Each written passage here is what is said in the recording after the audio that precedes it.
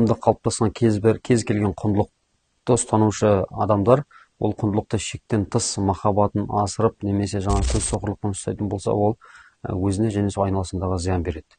Енді діни жағдайға алатын болсақ, ол да сондай.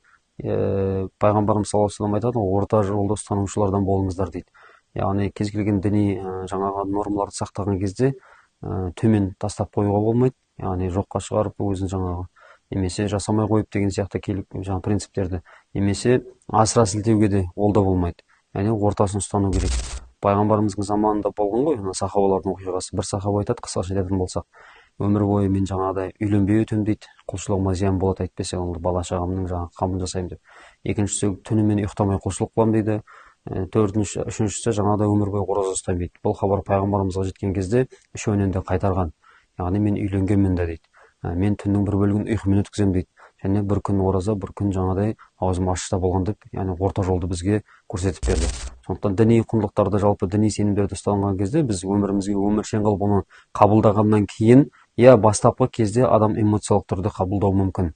Бірақ уақыт өте келе ол кей жағдайда бір қалыпты нормаға түсе бастайды.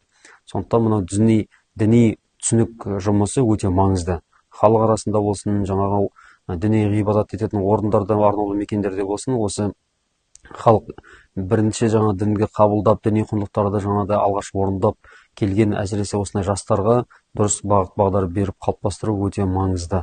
Ал егер ол жаңағыдай асыра сілтеуге баратын болса, діншілдік қой, енді бұл айтқанда, ол тақуалықпен шатастырмауымыз керек. Кейде сондай бір тенденция болады.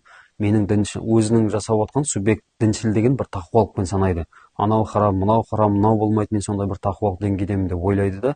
Бірақ ол өзінің сол асыра сілтеушілігі арқылы бейне бір тақуалыққа бардым деу арқылы ол өзіне және сол айналасындағы діннің атына кір келтіріп жүрген амалдарын өзі сезбей қалады.